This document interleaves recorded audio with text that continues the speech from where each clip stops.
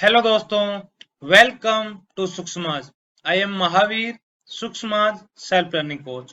तो आज हम पढ़ने वाले हैं रेंज ऑफ द फंक्शन। तो आइए देखते हैं रेंज क्या होता है, कैसे निकालते हैं और कैसे हम रेंज पे क्वेश्चन क्रिएट कर सकते हैं। ठीक है, मोस्ट इंपॉर्टेंट पार्ट कि हम रेंज पे नए एमसीक्यूज कैसे क्रिएट कर सकते हैं, वो चीज आज हम देखने वाले हैं। तो ठीक है, मैं एक फंक्शन लेता हूँ। A function which is defined from set A to set B. ठीक है, एक सेट ए है, ये हमारा सेट ए है और ये हमारा सेट बी है। और सेट ए से सेट बी में एक फंक्शन डिफाइंड है जिसका नाम है एफ। ठीक है, और सेट ए में कुछ element let suppose 1 2 3 4 and set B में कुछ एलिमेंट ले लिए मैंने ए बी सी डी। ठीक है, तो इसका एसोसिएशन इस टाइप से है कि वन का एसोसिएशन वन ए के साथ है, मतलब वन इनपुट डालने पे उस फंक्शन में आउटपुट कितना मिल रहा है, आपको ए मिल रहा है। ठीक है, मैंने टू का सी के साथ कर दिया, इसका मतलब उस फंक्शन में टू इनपुट देने पे आपको सी आउटपुट मिल रहा है। या मैं ऐसे बोल दूं कि एक्स की वैल्यू टू रखने पे आपको जो वाई की वैल्यू मिल रही है वो सी है। दोनों का मतलब एक ही है। ठीक है, और थ्री इनपुट पे लेट सपोज मैंने आउटपुट बोल दिया फोर है, मतलब उस फंक्शन में थ्री इनपुट रखने पे, मतलब एक्स की वैल्यू थ्री रखने पे हमारा जो आउटपुट मिल रहा है वो डी मिल रहा है। तो वो फंक्शन क्या था, y is equal to F of X function था, जिसमें मुझे x इज इक्वल टू रखने पे कितना मिला, y की वैल्यू c मिली, और x is equal to three रखने पे y की वैल्यू कितनी मिली, d मिली। ठीक है, अब इस फंक्शन में कौन क्या क्या होता है वो भी देख लेते हैं। देखो, सेट ए के जो एलिमेंट होते हैं ना सारे, उनको तो बोलते हैं डोमेन, और जो सेट बी के सारे एलिमेंट होते हैं उसको हम बोलते हैं कोडोमेन। ठीक है, अब रेंज किसको बोलते हैं, रेंज होती है जो एक्चुअल आउटपुट होता है ना, जो हमारा एक्चुअल आउटपुट मिला है हमें। देखो ए है, वो आउटपुट मिल रहा है हमें कब, जब वन इनपुट डाला। ठीक है, वो रेंज में आएगा। अच्छा, सी भी आउटपुट है कब, जब हमने टू इनपुट दिया, तो वो भी क्या आई, हमारी रेंज आई। रेंज का मतलब है फंक्शन क्या क्या वैल्यू ले सकता है, मतलब y की वैल्यू क्या क्या हो सकती है, वो सारी रेंज के अंदर आती है। ठीक है, डी भी हमारा रेंज में आएगा, क्योंकि डी कब मिलेगा, जब मैं इनपुट थ्री दूंगा। ठीक है, तो y की वैल्यू मुझे डी मिलेगी। तो मुझे तीन वाई की वैल्यू मिलेगी, ए सी और डी। तो यही क्या है, रेंज है। या हम इसकी डेफिनेशन देखना चाहें तो डेफिनेशन क्या है अपनी, आई होप मतलब तो आपको समझ में आ गया होगा कि इसका मतलब क्या है। अब लिख सकते हैं डेफिनेशन क्या थी। डेफिनेशन हम जो पढ़ा है उसको अब लैंग्वेज की फॉर्म में लिख रहे हैं। ठीक है, set of all functional image, set of all functional images of elements, set of all functional images of elements in set A। देखो मतलब क्या है, जो सेट ए था अपना, ये था जिसमें एलिमेंट थे वन टू थ्री फोर। ठीक है, तो सेट ए के एलिमेंट्स की जो फंक्शनल इमेज है, मतलब उन इनपुट पे जो आउटपुट है, इमेज का मतलब वही होता है कि उनका आउटपुट। ठीक है, तो उन आउटपुट का अगर सेट बना दिया जाए तो उसको हम बोलते हैं रेंज। ठीक है, तो आउटपुट में कौन कौन आए अपने, ए सी और डी, ये हमारे आउटपुट आए और यही क्या है, हमारी रेंज है। तो हम इसको बोलते हैं रेंज। तो आई होप रेंज आप समझ गए होंगे। और जो रेंज है वो देखो ए सी डी है।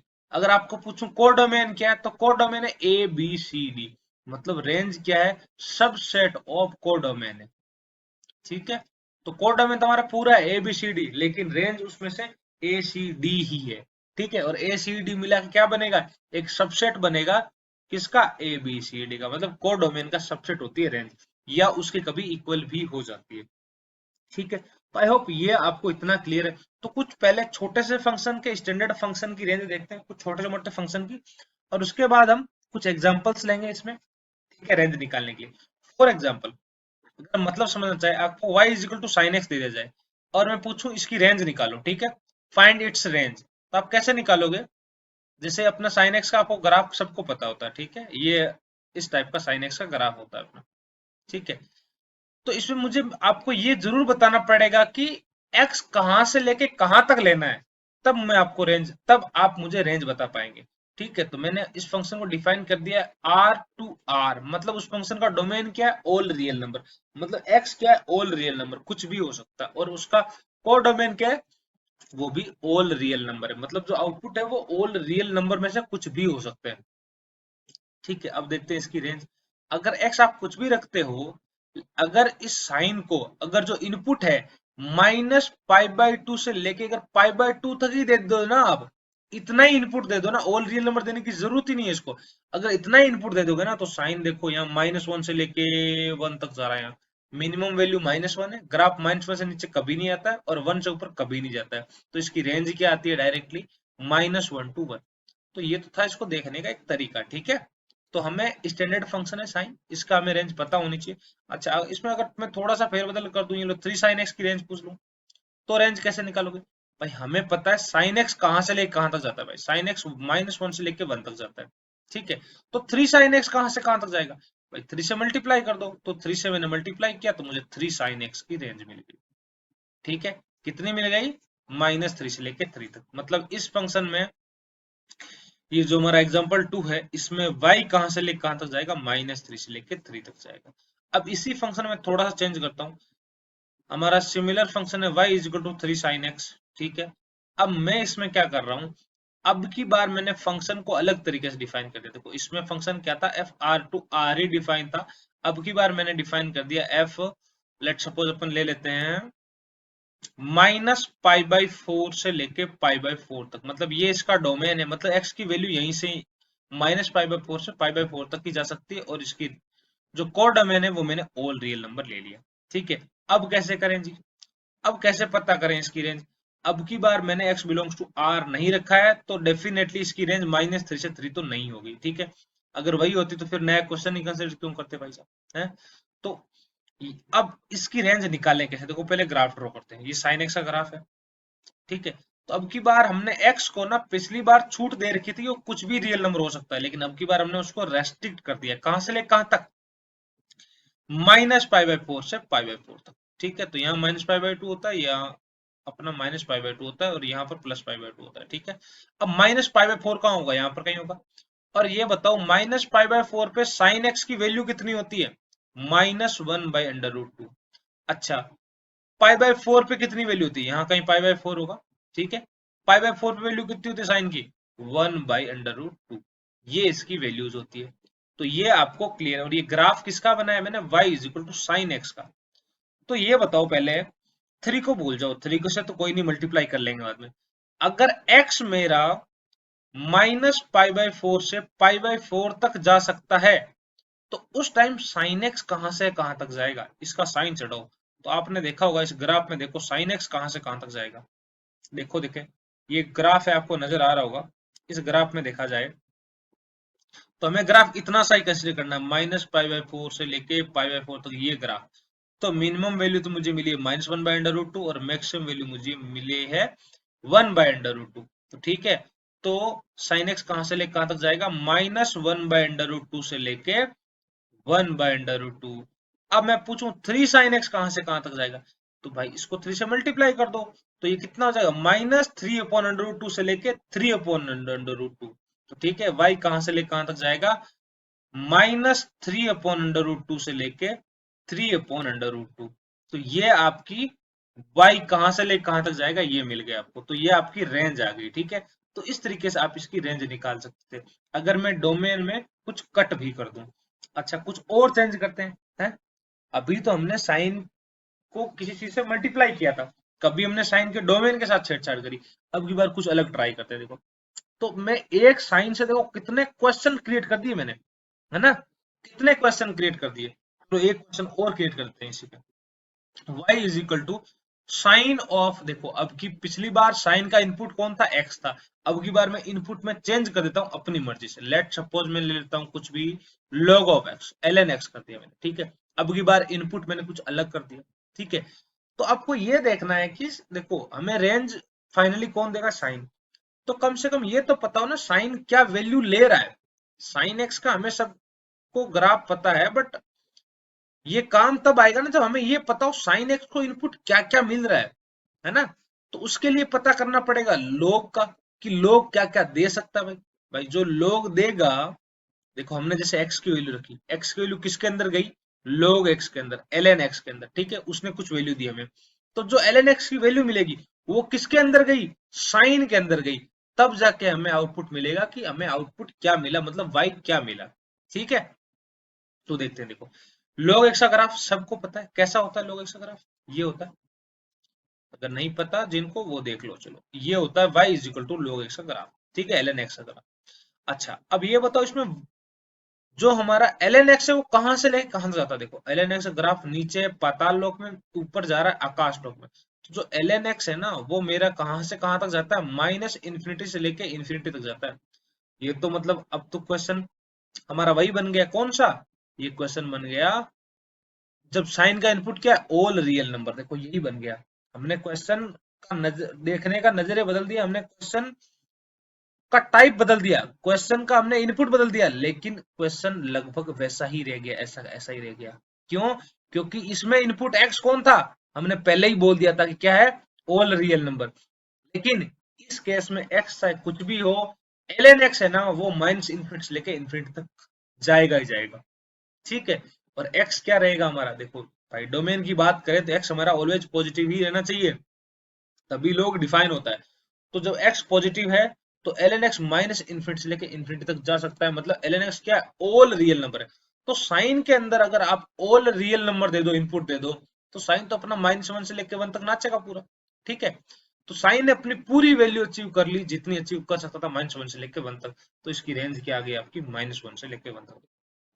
एक नया क्वेश्चन बना, चलो मैं इसी क्वेश्चन फिर चेंज करता हूँ, फिर नया क्वेश्चन बनाता हूँ, ठीक है।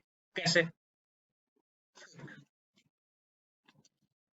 ये देखो y is equal to sine of ln square X, ये फिर नया क्वेश्चन बन गया। अब हमें ये देखना है कि देखो अगर हम इसके डोमेन की बात करें ना, चलो साथ साथ इसका डोमेन भी निकालते हैं। अगर इसके डोमेन की बात करें तो इसका डोमेन क्या है, x बिलोंग्स टू, बताओ क्या होना चाहिए भाई, लोग तभी डिफाइन होता है जब x क्या हो, पॉजिटिव हो, मतलब 0 से लेके इंफिनिटी तक हो, ठीक है। तो ये तो इसका डोमेन है।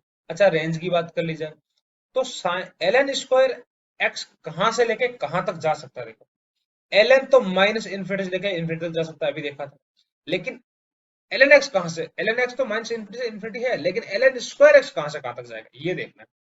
तो भाई जब माइनस इन्फिनिटी से इन्फिनिटी सारे रियल नंबर है, उनका अगर स्क्वायर कर दिया जाए तो ln स्क्वायर एक्स स्क्वायर किसी का भी क्या होता है, हमेशा पॉजिटिव क्वांटिटी होता है या उस जीरो के इक्वल हो सकता है। ये बोल सकता हूं मैं कि ln स्क्वायर एक्स क्या है, ग्रेटर और इक्वल टू जीरो है।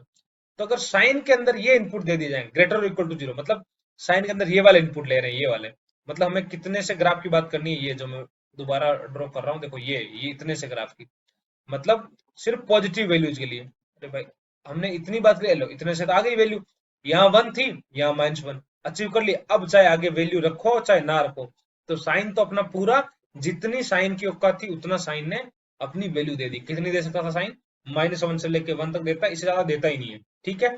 तो अगर हम इसमें जो रखने वाला इनपुट था साइन का, अगर हम उसको कम कर देते ना, तब साइन का जो आउटपुट था उस पर चेंज आ सकता था। लेकिन अब जो हमारा इनपुट है वो तो पॉजिटिव है, ऑल पॉजिटिव रियल नंबर है ना, ऑल पॉजिटिव रियल नंबर, तो अगर वो रखोगे तो साइन अपनी पूरी वैल्यू देता है -1 से लेके 1 तक, ठीक है। तो हमारा जो y आ गया वो -1 से लेके 1 तक जाएगा, ये इसकी रेंज आ गई। तो हम इस तरीके से रेंज निकाल सकते हैं। तो देखो हमने एक ही क्वेश्चन से कितने कितने डिफरेंट क्वेश्चन क्रिएट कर दिए है ना, कितने डिफरेंट क्वेश्चन क्रिएट कर दिए साइन से, सिर्फ और सिर्फ साइन से। और देखो कईयों की रेंज भी अलग आ गई, ठीक है। अब आप ये भी कर सकते थे, ln स्क्वायर एक्स की जगह मोड एक्स डाल देते, ये लो फिर नया क्वेश्चन एक दिमाग में आ गया, फिर क्रिएट कर देते हैं भाई मोड एक्स की जगह, चलो मोड एक्स डालेंगे तो वो तो यही ऐसा ऐसा ही रह जाएगा, उसका आंसर तो यही आएगा। अब की बार मैं क्या करता हूँ, ये लिख देता हूँ, ये लो y is equal to sine of mod X की जगह मैं डालता हूँ फ्रैक्शनल पार्ट ऑफ एक्स, ठीक है। अब देखो यहाँ ये जो डिनोट कर रहा है ना, इसका मतलब है fractional part of x, this denotes fractional part function, ठीक है, ये फ्रैक्शनल पार्ट ऑफ एक्स है। अच्छा अब साइन की रेंज क्या होगी, अब की बार कुछ अलग बन गया। तो हमें ये देखना है कि साइन का इनपुट कहां से लेके कहां तक जा रहा है बेटे, ठीक है। तो आपको पता है फ्रैक्शनल पार्ट ऑफ एक्स है वो क्या होता है, हमेशा ग्रेटर और इक्वल टू जीरो होता है एंड लेस देन 1 होता है, ठीक है, इससे बाहर नहीं जाता है। तो अगर साइन को इनपुट जीरो मिल रहा है, देखो मैं इसको दूसरे कलर से ड्रॉ कर रहा हूँ, ब्लू कलर से, जो सिक्स्थ वाला आंसर है उसके लिए ग्रीन कलर से चलो कर देते हैं, ठीक है। तो जीरो से स्टार्ट हुआ है साइन का इनपुट, ठीक है, जीरो स्टार्ट हुआ कहां तक जा रहा है, 1 तक जा रहा है, लेकिन यहाँ तो π/2 है ना, तो π/2 कितना होता है, 1.57 के लगभग होता है, ठीक है, उसके अराउंड होता है। तो 1 कहाँ होगा, यहाँ पर कहीं होगा। तो हमने क्या किया, साइन के अंदर इनपुट कहां से लेकर कहां तक दिया, यहां से स्टार्ट किया और यहां जाकर खत्म कर दिया, यहां स्टार्ट किया यहां से खत्म कर दिया, तो ग्राफ कितना आएगा, इतना सा आएगा। मतलब यहां से लेके यहां तक ये वाला ग्राफ आएगा, ये वाला पोर्शन। तो इस पोर्शन में साइन कहां से लेके कहां तक जा सकता, देखो यहां से y की वैल्यू 0 स्टार्ट हुई, इंक्रीज हुई इंक्रीज हुई इंक्रीज हुई, 1 पे कितनी आएगी भाई, साइन के अंदर इनपुट 1 दोगे तो कितना आएगा, साइन 1 आएगा ना। तो यहाँ आएगा साइन 1। तो इसकी रेंज क्या आ गई, y कहां से लेकर कहां तक गया, y 0 से स्टार्ट हुआ, y 0 से स्टार्ट हुआ और साइन 1 तक गया। ठीक है, देखो 1 पे यहाँ इक्वलिटी का साइन नहीं है, तो मैं साइन 1 पे भी इक्वलिटी का साइन नहीं लगा रहा हूँ, और इसमें रेंज क्या आ गई, y बिलोंग्स टू 0 से लेके साइन 1 तक। अब की बार फिर आंसर बदल गया।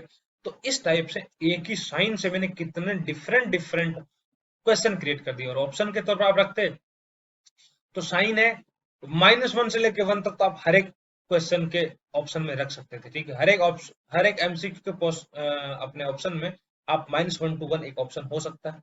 दूसरा ऑप्शन क्या रख सकते हो आप, जैसे ये था 0 to sin 1 रख दो, इसमें इसमें क्या रख सकते हो, 0 to 1 रख दिया, -1 to 0 रख दिया, है ना।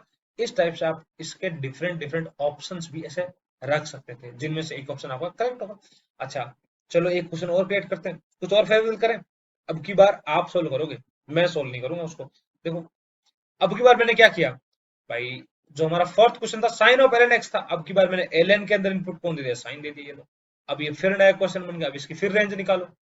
तो आप कितने डिफरेंट डिफरेंट क्वेश्चन क्रिएट कर दिए मैंने लोग और साइन का इस्तेमाल करते हुए, है ना। और इन्हीं एमसीक्यू से हम डिफरेंट डिफरेंट फंक्शन की रेंज निकालनी है, कितने नए टाइप के बन गए। ठीक है, तो अब हम देखेंगे इस क्वेश्चंस को, इस एमसीक्यूज को हम कैसे सुख समाज के प्लेटफॉर्म पे पोस्ट कर सकते हैं। ठीक है, आइए वो देखते हैं। अब अगर आपको एमसीक्यू पोस्ट करना है सुख समाज के प्लेटफॉर्म पे, तो सबसे पहले आपको जाना होगा www.sukhsamaj.com। ये जो साइट है इस पे जाइए, वहां पर आपको अपनी प्रोफाइल का आइकन नजर आएगा, इस प्रोफाइल में जाइए। जो ही प्रोफाइल पे क्लिक करोगे आपको इतने सारे ऑप्शंस नजर आएंगे, wall, questions, e notes, calculations, MCQs and lots of option आते हैं। ठीक है, तो एमसीक्यूज पे क्लिक करिए। जो ही एमसीक्यूज पे क्लिक करोगे आपको राइट हैंड साइड में एक येलो कलर में बटन नजर आएगा, पोस्ट एमसीक्यूज। आप उस पर क्लिक करोगे तो आपको इस तरीके का विंडो नजर आएगा जो अभी यहाँ ओपन है। ठीक है, यहाँ पर क्वेश्चन लिखा हुआ है, यहाँ पर मैंने क्वेश्चन टाइप कर दिया, find the range of the function y is equal to sine of ln x। तो ये क्वेश्चन पोस्ट करने के लिए देखो, ये तो टाइप करना था, और जो मैथमेटिकल इक्वेशन टाइप करनी होती है उसके लिए आप इस पे जाइए, इसको एक्सपेंड कीजिए। एक्सपेंड करने के बाद यहाँ जाइए एफएक्स में। ठीक है, यहाँ पर बहुत सारी टूल्स है, आप इसको एक्सप्लोर कर सकते हो, कहाँ पर आपको कैसे यूज करना है। जैसे इन्फिनिटी का यूज करना है तो ये इन्फिनिटी रहा, अब ब्रेकिट का यूज करना है और बहुत सारे ब्रेकिट है। ठीक है, इस टाइप से, और आपको बहुत सारे इसमें सिंबल जो भी मैथमेटिक्स में यूज होते हैं वो सारे सिंबल आपको इसमें मिल जाएंगे। तो आप यहाँ पर इक्वेशन लिखोगे, ठीक है, और इक्वेशन लिखने के बाद में आप यहाँ ओके करोगे, देन आपकी यहाँ इक्वेशन आ जाएगी। उसके बाद में आपको क्या करना होता है, यहाँ नीचे दिख रहा है आपको फिनिश एडिटिंग, तो यहाँ से आप फिनिश एडिटिंग कर दीजिए। उसके बाद में टैग्स, ये बहुत इंपॉर्टेंट है सिलेक्ट करने। तो आप क्या करोगे, यहाँ पर कोई भी टैग सर्च करो, जैसे ये अपना जो क्वेश्चन था किससे रिलेटेड है, इंजीनियरिंग एंट्रेंस एग्जाम से, तो मैंने वो लिख दिया। तो ये क्वेश्चन जिससे भी रिलेटेड है वो आपको टैग सेलेक्ट करने, engineering entrance exam, like NDA में आता है तो एनडीए सेलेक्ट कर दो, आईटी जी जेई आता है तो जेई लिख दो, मैथ्स का है, कैलकुलस का है, फंक्शन चैप्टर का है, तो मैंने सारी चीजें इसमें मेंशन करी है जिससे ये क्वेश्चन रिलेटेड है, सो दैट इस टैग से इस क्वेश्चन को पाना बहुत इजी होगा। तो ये बहुत जरूरी है, बहुत इंपॉर्टेंट है टैग्स यहाँ सिलेक्ट करना। तो वो आप इस तरीके से कर लीजिए, जिस एग्जाम से रिलेटेड है, जिस टॉपिक से रिलेटेड है, जिस सब्जेक्ट से ये रिलेटेड है, ठीक है, उस टाइप से। अच्छा, यहाँ ऑप्शन में आपको ऑप्शन नजर आ रहा होगा, यहाँ पर आपको ऑप्शन लिखना है कौन कौन से आपने ऑप्शन रखने हैं उस क्वेश्चन में। ठीक है, ये आपने कैसे टाइप किए, वैसे ही एक्सपेंड किया, इसको एक्सपेंड करने के बाद में एफ ऑफ एक्स पे गए, एफ एक्स पे, यहाँ पर बहुत सारी टूल्स है मैथमेटिकल इक्वेशंस लिखने के लिए, और यहाँ से आपने मैथमेटिकल इक्वेशन या जो भी लिखना है आपने लिख दिया, एंड उसके बाद में आप करोगे फिनिश एडिटिंग। ठीक है, इस तरीके से आपने ऑप्शन 1 लिख दिया। उसके सिमिलरली ऑप्शन 2, ऑप्शन 3, ऑप्शन 4, आप 4 ऑप्शन यहाँ लिख देंगे। उसके बाद में जो करेक्ट ऑप्शन है मेरा, अगर ऑप्शन 4 करेक्ट है तो मैंने ऑप्शन 4 को देखो सिलेक्ट करके रखा है। ठीक है, तो मेरा ऑप्शन 4 करेक्ट है, इसलिए मैंने ऑप्शन 4 सिलेक्ट कर दिया। एंड आफ्टर दैट यहाँ आपको करना है सबमिट एमसीक्यू, लेकिन यहाँ पर दिखा रहा है आपको अपडेट एमसीक्यू, वो इसलिए दिखा रहा है क्योंकि मैंने ये क्वेश्चन पहले ही टाइप करके रखा है, ये एमसीक्यूज मैंने पहले ही टाइप करके रखा हुआ है, इसीलिए यहाँ पर अपडेट एमसीक्यू आ रहा है। तो मैं इस पर क्लिक करूंगा, आपको करना है सबमिट एमसीक्यूज पे।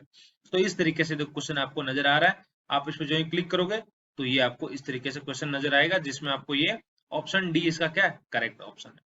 ठीक है, अब देखते हैं इस एमसीक्यूज को पोस्ट करने पे देखो मुझे कुछ पॉइंट्स मिले हैं। ठीक है, वो पॉइंट्स में कहां पर जाऊंगा, उसके लिए मुझे जाना होगा सबसे पहले, ये बियॉन्ड नोइंग आपको दिख रहा है, बियॉन्ड नोइंग पे क्लिक कीजिए। जो ही बियॉन्ड नोइंग पे क्लिक करोगे आपको detail, attend quiz, points table, इस टाइप से 3 ऑप्शन नजर आएंगे। उसमें आप पॉइंट्स टेबल पे जाओ। तो जो ही आप पॉइंट्स टेबल पे जाओगे तो आपको आपको अपनी प्रोफाइल नजर आएगी। इसके जस्ट सामने देखो मुझे मिले 10 पॉइंट्स। अभी मैंने एक एमसीक्यू पोस्ट किया तो उस एमसीक्यू के मुझे 10 पॉइंट्स मिले। तो ये पॉइंट्स आपको हेल्प करते हैं विनिंग में। ठीक है, जैसे जो हमारा रिजल्ट अनाउंस होता है डेली, वीकली एंड मंथली, तो वो अल्टरनेट चलता है। ठीक है, एक बार होता है पॉइंट्स पे बेसिस पे रिजल्ट अनाउंस होता है, और दूसरी बार होता है cut off and random basis पे। Cut off and random basis में इसलिए रखा गया है सो दैट जो न्यू कमर्स है, हमारे जो नए बच्चे आ रहे हैं, उनको भी यहाँ जीतने का मौका मिले, ताकि पॉइंट्स के अलावा भी एक दूसरा ऑप्शन हो रेंडमली बच्चों को सिलेक्ट करने का। ठीक है, तो आपके पास ये अपॉर्चुनिटीज भी है जो न्यू कमर्स आ रहे हैं। तो इस तरीके से आपको ये पॉइंट मिल जाते हैं डिफरेंट डिफरेंट एक्टिविटीज के। लाइक आपको कमेंट करना है उसके अलग पॉइंट, क्लेप करते हो उसके अलग पॉइंट मिल जाते हैं, अगर आप एक क्विज प्ले करते हो तो उसके भी आपको कुछ और पॉइंट्स मिलते हैं। ठीक है, और एमसीक्यू पोस्ट करने के आपको 10 पॉइंट्स मिलते हैं। ठीक है, तो ये आई होप आपको अच्छे से क्लियर है। तो अब मेरे इस लेक्चर के बाद किसका काम शुरू होता है, आपका। क्या? Revise the topics and practice the question and frame the new MCQs. And आपकी प्रैक्टिस को आसान एंड इंटरेस्टिंग बनाने के लिए Sukshma's brought to you self learning game that is beyond knowing. ठीक है, इस गेम में आप पार्टिसिपेट करके आप अपनी सेल्फ स्टडी को और अपनी प्रैक्टिस को बहुत बेहतर कर सकते हैं। देखो, हम क्लासेस तो अटेंड करते ही हैं, थ्योरी सब जगह पढ़ते हैं, लेकिन जो प्रैक्टिस होती है ना, एक डेली प्रैक्टिस, वो आपको यहाँ मिल सकती है। ये इतना अच्छा प्लेटफॉर्म है। तो इसकी खास बात यह है कि आपको यहाँ एक सेल्फ मेड एमसीक्यू एंड एक आंसर और कुछ क्विज पोस्ट करने होते हैं। ठीक है, और कुछ क्विज प्ले करनी होती है, कुछ रीड्स करने होते हैं। तो ये जो चीजें हैं, ये एक्टिविटीज आपकी डेली लर्निंग डोज को पूरा कर देती है। ठीक है, okay guys, we will end up this session here. To get my question notes, follow me on Sukshamaj. This will allow me to see your version of the questions there. To get my profile link in the description, you can go in the description. और हाँ, joining Sukshamaj is completely free, so begin up your social media learning experience today itself. And एक बात और, क्या आप अगर अपनी learning को गेमिफाइड वे में करना चाहते हो तो participate in Beyond Knowing and subscribe using my referral code, that is MAHA21748 to play under my group and to get maximum discount. Thank you.